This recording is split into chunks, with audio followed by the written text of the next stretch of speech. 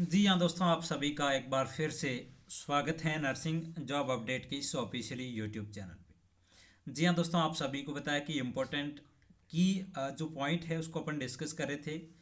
First class अपन ने discuss करी थी कल। आज कैरी ऑन नेक्स्ट क्लास रहने वाली है।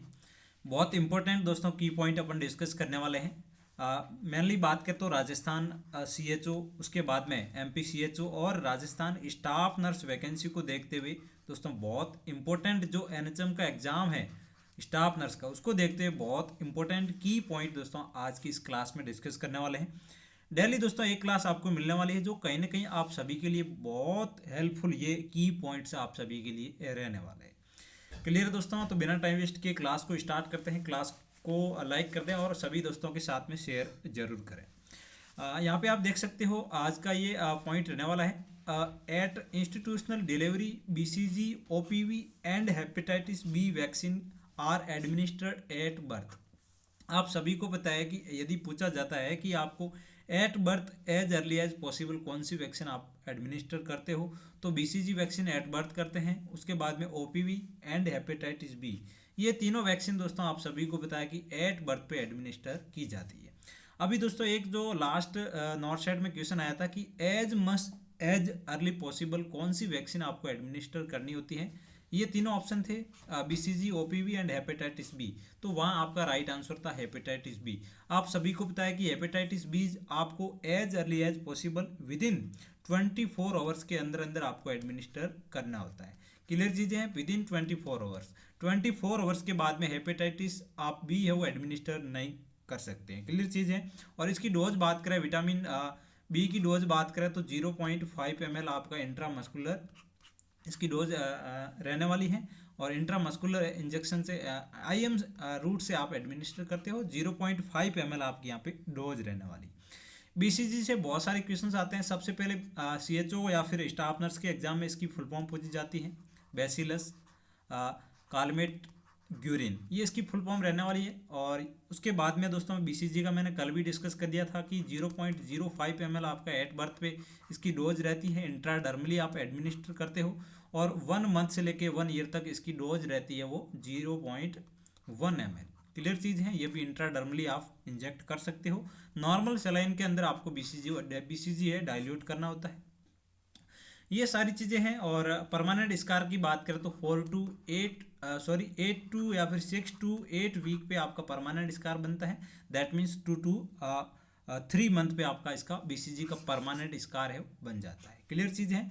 उसके बाद में OPV आप एडमिनिस्टर कर सकते हो। ये फर्स्ट डे आपकी 0 डोज रहने वाली है। उसके बाद में first, second and third dose लगती है। वो कब लगती है? 4, 8 एंड उसके बाद में 12 वीक या फिर 14 वीक पे लगती है। ये सारी चीज़ें हैं आपको ध्यान में रखनी है BCG वैक्सीन, OPV और हेपेटाइटिस बी से रिलेटेड। और नेक्स्ट आपका की पॉइंट रहने वाला है the last natural case of the smallpox as reported in. दोस्तों जो स्मॉल पॉक्स का लास्ट केस था वो कब मिला था आपको? 1977 के अंदर आपको जो स्मॉल पॉक्स है उसका लास्ट केस देखने को मिला था।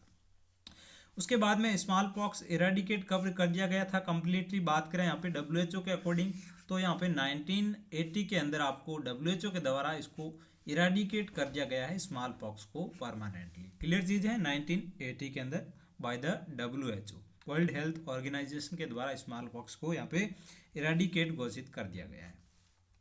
नेक्स्ट वन आपका पॉइंट रहने वाला है कि the another name of leprosy is. दोस्तों लेप्रोसी का और दूसरा क्या नाम रहने वाला है? तो हैंसन डिजीज बोलते हैं लेप्रोसी को। आप सभी को पता है कि लेप्रोसी से रिलेटेड बहुत सारे क्वेश्चंस आते हैं। इसका पॉजिटिव एजेंट की बात करें तो माइकोबैक्टीरियम लेप्राई इसका क्या है? पॉजिटिव एजेंट यहाँ पे रहने वाला है।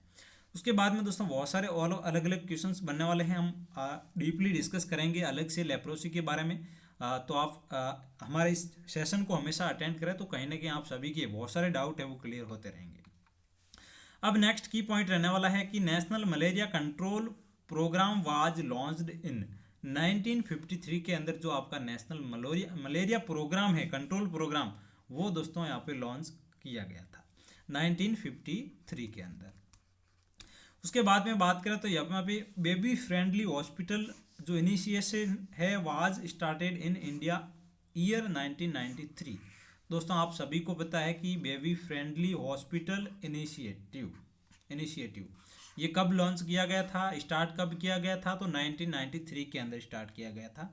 यहाँ पे आपको BFHI की फुल फॉर्म भी पूछी जाती है तो आपको ध्यान में रखना होगा। 1993 के अंदर स्टार्ट किया गया था इंडिया के अंदर।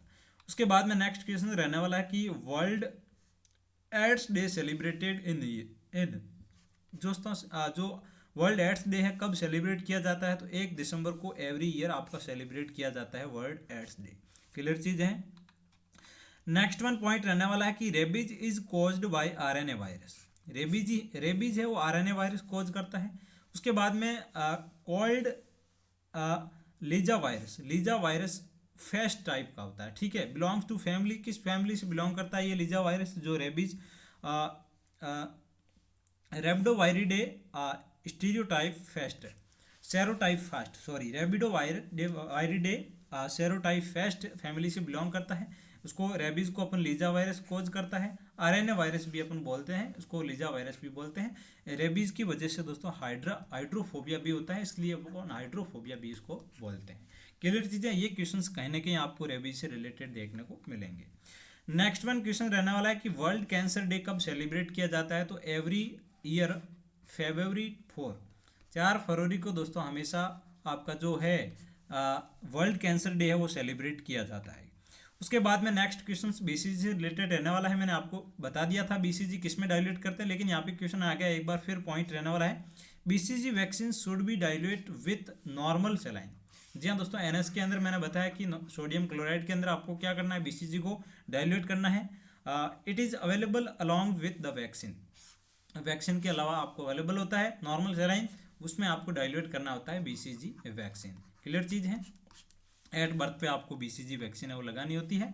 इसका परमानेंट स्कार बनता है 2 to 3 मंथ पे। उसके बाद में नेक्स्ट क्वेश्चन रहने वाला है कि another name of whooping cough, whooping cough का और दूसरा नाम क्या है, तो आप सभी को बताएं कि पर्टुसिस को ही अपन क्या बोलते हैं, वूपिंग कफ बोलते हैं, और इसको 100 डे कफ के नाम से भी जाना जाता है। 100 डे कफ, 100 डे कफ के नाम से भी जाना जाता है वूपिंग कफ को, पर्टुसिस को। इसका जो पॉजिटिव एजेंट होता है वो बोर्डेटेला पर्टुसिस, ये इसका पॉजिटिव एजेंट रहने वाला है। नेक्स्ट क्वेश्चन है दोस्तों आप सभी के लिए कि sucking reflex in mother caused by the production of milk, milk का प्रोडक्शन कौन कराता है, तो जो आपका सकिंग रिफ्लेक्स होता है। और हार्मोन्स की बात करें तो दोस्तों प्रोलैक्टिन हार्मोन होता है, प्रोडक्शन ऑफ मिल्क करवाता है। प्रोलैक्टिन हार्मोन होता है वो आपका क्या करवाता है, प्रोडक्शन ऑफ मिल्क करवाता है, और सकिंग रिफ्लेक्स मदर के थ्रू कोज करता है प्रोडक्शन ऑफ मिल्क। क्लियर चीज है। नेक्स्ट यहाँ पे पॉइंट रहने वाला है जो कम्युनिटी हेल्थ सेंटर है CHC is the first referral unit. दोस्तों फर्स्ट रेफरल यूनिट आपको पूछा जाता है, तो यहाँ पे आपकी जो कम्युनिटी हेल्थ सेंटर है वो फर्स्ट रेफरल यूनिट यहाँ पे माना जाता है, किसको, CHC को। अब दोस्तों बात करें कि CHC आपकी कितनी पॉपुलेशन पे होता है, तो यहाँ पे ट्राइबल या फिर हिली एरिया की बात करें तो 20,000 आपकी क्या है पॉपुलेशन होती है, और यदि प्लेन एरिया की बात करें तो प्लेन एरिया पे आपकी 30,000 पॉपुलेशन होती है। क्लियर चीज़ है, 30,000 प्लेन एरिया पे, और हिली या फिर ट्राइबल एरिया पे 20,000 पॉपुलेशन होती है। सॉरी, यहाँ पे ये PSC की पॉपुलेशन है। क्लियर चीज़ है, मैंने मिस्टेक कर दिया है, ये PSC की पॉपुलेशन रहने वाला है। CHC की पॉपुलेशन की बात करें तो 80,000 पॉपुलेशन आपकी यहाँ पे रहने वाली है हिली या फिर ट्राइबल एरिया पे CHC की, और PSC की बात करें तो वहाँ पे 1,20,000 यहाँ पे आपकी पॉपुलेशन रहने वाली है किसकी, प्लेन एरिया पे CHC की। दोस्तों ये मैंने मिस्टेक कर दिया था, ये जो आपकी पॉपुलेशन है ये PSC प्राइमरी हेल्थ सेंटर की पॉपुलेशन यहाँ पे रहने वाली है। वहीं सब सेंटर की बात करें तो 4,000 पॉपुलेशन आपकी रहने वाली है हिली या फिर ट्राइबल एरिया की, और 5,000 पॉपुलेशन रहने वाली है प्लेन एरिया की सब सेंटर। क्लियर चीज़ें, ये आपके क्वेश्चन से यदि पूछा जाता है आपको कि PSC कितने पॉपुलेशन पे होता है, सब सेंटर कितनी पॉपुलेशन पे होता है, और जो CHC है वो कितने पॉपुलेशन पे होता है, तो ये सारी चीज़ें बेसिक आपको ध्यान में होना जरूरी है। नेक्स्ट वन आपका पॉइंट रहने वाला है कि cataract is leading cause of blindness in India. आप सभी को पता है कि कैटरैक्ट किसकी वजह से होता है, ब्लाइंडनेस का इंडिया में मेनली कोज है कि ब्लाइंडनेस की वजह से कैटरैक्ट आपको देखने को मिलता है। तो ये इंडिया के अंदर मोस्ट कॉमनली देखने को मिलता है कि ब्लाइंडनेस हमेशा कैटरैक्ट कोज करता है। क्लियर चीज है। नेक्स्ट वन यहाँ पे पॉइंट रहने वाला है नियासिन। नियासिन आप विटामिन B3 को बोलते हैं, आप सभी को पता है। डेफिशिएंसी कोज पेलेग्रा, पेलेग्रा कोज करता है नियासिन, विटामिन B3 की वजह से, B3 की डेफिशिएंसी की वजह से होता है। विच इंक्लूड, इसमें 3D इंक्लूड होते हैं पेलेग्रा के अंदर, सिम्टम्स आते हैं 3D। तो सबसे पहला है डायरिया, डिमेंशिया और डर्मेटाइटिस। आपको 3D साइन याद रखने हैं कि पेलेग्रा के अंदर 3D साइन देखने को मिलते हैं। तो उसमें डायरिया होता है पेलेग्रा की वजह से, डिमेंशिया और डर्मेटाइटिस, ये सारी चीज़ें आपको देखने को मिलती हैं। 3D सिम्टम्स देखने को मिलता है आपको पेलेग्रा के अंदर, जो नियासिन की डेफिशिएंसी की वजह से होता है। उसके बाद में mid day meal programme started in year 1961। जो आपका मिड डे मील प्रोग्राम है, स्कूल लंच प्रोग्राम भी बोलते हैं इसको, ये दोस्तों 1961 के अंदर स्टार्ट हुआ था। क्लियर चीज़ है, ये कहीं ना कहीं डायरेक्टली आपको क्वेश्चंस देखने को मिलेगा MP या फिर राजस्थान CHO के अंदर कि मिड डे मील प्रोग्राम कब स्टार्ट हुआ था। तो 1961 आपका वहाँ पे राइट आंसर जाने वाला है। नेक्स्ट वन क्वेश्चन रहने वाला है, Monday fever is also known as. दोस्तों मंडे फीवर किसको बोलते हैं, आप सभी को पता है कि कल भी हमने डिस्कस किया था। बायोसिनोसिस को अपन क्या बोलते हैं, मंडे फीवर बोलते हैं। मंडे फीवर बायोसिनोसिस अपन क्या किसकी कमी से होता है, सॉरी कॉटन डस्ट की वजह से ये है जो बायोसिनोसिस होता है, और इसको अपन मंडे फीवर के नाम से भी जाना जाता है। ये मेनली ऑक्यूपेशनल डिजीज रहने वाली है, कॉटन डस्ट की वजह से बायोसिनोसिस होता है, और मंडे फीवर इसका दूसरा नाम रहने वाला है। उसके बाद में byssinosis is caused by inhalation of the cotton dust. ये मैंने बताया था यहाँ पे अभी, कॉटन डस्ट के इनहालेशन और अदर वेजिटेबल्स फाइबर की वजह से आपका बायोसिनोसिस होता है। क्लियर चीज़ है, ये अपन ने डिस्कस कर लिया था। उसके बाद में नेक्स्ट की पॉइंट रहने वाला है कि father of epidemiology is Jon Snow. Jon Snow आपका क्या है, यहाँ पे फादर रहने वाला है किसके, एपिडेमियोलॉजी के। यदि आपको पूछा जाता है कि एपिडेमियोलॉजी के फादर कौन है, तो वहाँ पे आपका आंसर जाने वाला है John Snow is the father of the epidemiology. Clear चीज़ है। नेक्स्ट पॉइंट रहने वाला है कि brachial neuritis is reaction occurring toward tetanus toxoid. दोस्तों tetanus vaccine, sorry tetanus vaccine की वजह से यदि रिएक्शन करती है टिटनस वैक्सीन, तो उसकी वजह से आपको ब्रेकियल न्यूराइटिस देखने को मिलेगा। ठीक है, ब्रेकियल न्यूराइटिस कोज करती है टिटनस वैक्सीन की रिएक्शन की वजह से। क्लियर चीज़ है। नेक्स्ट क्वेश्चन रहने वाला है polishing of the rice. Rice की पॉलिशिंग में क्या होता है दोस्तों, can leads to loss of the vitamin B1 thiamine. Vitamin B1 का केमिकल नेम क्या है, तो थायमिन यहाँ पे केमिकल नेम रहने वाला है। विटामिन जो B1 है वो लॉस होता है किसकी वजह से, राइस, जो आपके राइस है उसमें पॉलिशिंग की वजह से क्या है, विटामिन B2 है वो हमेशा लॉस होता है। क्लियर चीज़ है, ये आपको ध्यान में रखना होगा। नेक्स्ट वन यहाँ पे क्वेश्चन रहने वाला है, Schick test is used to diagnosis of the diphtheria. Diphtheria के लिए हमेशा सिक टेस्ट करते हैं। आपको ध्यान में रखना है कि सिक टेस्ट किसके लिए यूज करते हैं, तो आपको वहाँ पे आंसर करना है कि डिप्थीरिया के लिए सिक टेस्ट है वो करते हैं। नेक्स्ट वन पॉइंट रहने वाला है कि tetracycline is a drug of choice. जी हाँ दोस्तों, ड्रग ऑफ चॉइस पूछा जाता है, टेट्रासाइक्लिन किसकी है, तो कोलेरा की ड्रग ऑफ चॉइस रहने वाली है यहाँ पे टेट्रासाइक्लिन। यदि कोलेरा का पॉजिटिव एजेंट पूछा जाता है, तो यहाँ पे आपका विब्रियो कोलेरा है वो आपका पॉजिटिव एजेंट यहाँ पे रहने वाला है। राइस वाटरी डायरिया देखने को मिलता है कोलेरा के अंदर।